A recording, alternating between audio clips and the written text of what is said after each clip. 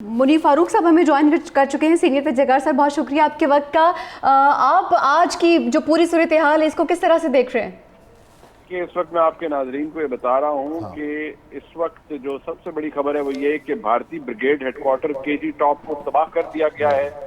Supply depot उड़ी तबाह कर दिया गया है पाकिस्तान की जानिब से। उधमपुर एयरबेस तबाह कर दिया गया है, पठानकोट एयरबेस तबाह कर दिया गया है और ब्यास के अंदर जो स्टोरेज हाउस था ब्रह्मास मिसाइल का वो तबाह कर दिया गया। लेटेस्ट जो अपडेट है वो ये है कि भारतीय ब्रिगेड हेडक्वार्टर केजी टॉप तबाह हो चुका है और उसके बाद जो सप्लाई डिपो है उड़ी में उसको भी तबाह कर दिया गया है।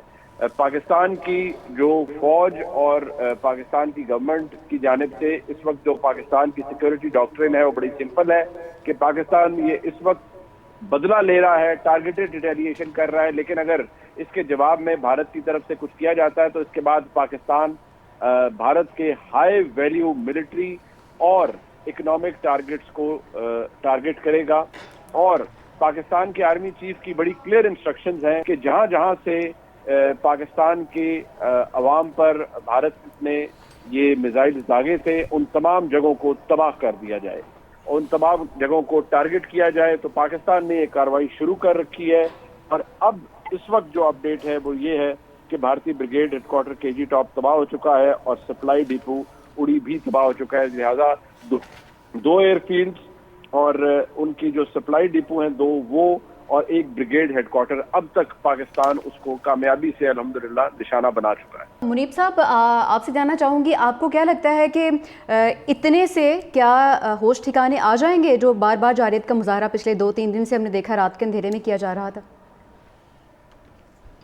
देखिए, भारत एक बड़ा हठधर्म किस्म का मुल्क है, लेकिन इतना जरूर है कि बहुत बड़ा सेटबैक हुआ है भारत को और ये मार पड़ रही है बाकायदा तौर पर। और पाकिस्तान ने ये बड़ी अभी भी टारगेटेड रिटेलिएशन है, like a professional air force and professional army के पाकिस्तान की फौज ने इस वक्त जो रिस्पांस किया है टारगेटेड, एब्सोल्यूट प्रिसाइज, और जो अल्हम्दुलिल्लाह पाकिस्तान के पास मिसाइल फैसिलिटी है उसका इस्तेमाल किया गया है और जो एक ब्रिगेड हेडक्वार्टर उड़ गया है, 2 एयरबेसेस उड़ गई हैं, उसके अलावा उनका केजी टॉप उड़ गया है, फिर उड़ी में जो उनका एक स्टोरेज हाउस है वो उड़ गया है। तो ये बहुत बड़ा सेटबैक है भारत के लिए और पाकिस्तान ने क्लियर कर दिया है पाकिस्तान ने कि अगर इस टारगेटेड रिटेलिएशन के बाद भारत की तरफ से कोई दरअंदाजी की जाती है तो पाकिस्तान फिर हाई वैल्यू टारगेट्स को टारगेट करेगा भारत के, और इकोनॉमिक टारगेट्स होंगे जिससे भारत को फिर बहुत बड़ा नुकसान हो सकता है।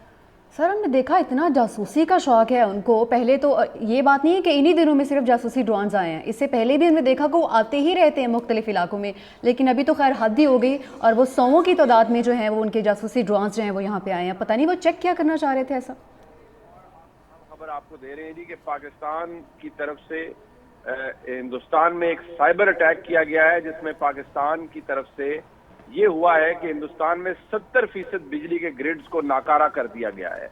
ये एक बहुत बड़ा झटका है भारत को जो दिया गया है और ये भारत के लिए अब सोचने का मकाम है कि पाकिस्तान इस वक्त क्या कर सकता है और पाकिस्तान कितना केपेबल है। 70% भारत को अंधेरों में धकेल दिया गया है और साइबर अटैक के जरिए 70% बिजली के ग्रिड्स को नाकारा कर दिया गया है एक साइबर अटैक के जरिए। ये भी मैं आपके नाजरीन तक 365 के नाजरीन तक खबर पहुंचा रहा हूं कि एक बड़ी अहम डेवलपमेंट है जो इस वक्त हमारे सामने आई है। यानी supply depots, brigade headquarter, air bases, Beas storage center, BrahMos missile का सबको टारगेट करने के बाद अब एक साइबर अटैक किया गया है जिसके नतीजे में 70% जो बिजली के ग्रिड हैं भारत के अंदर उनको नाकारा बना दिया गया।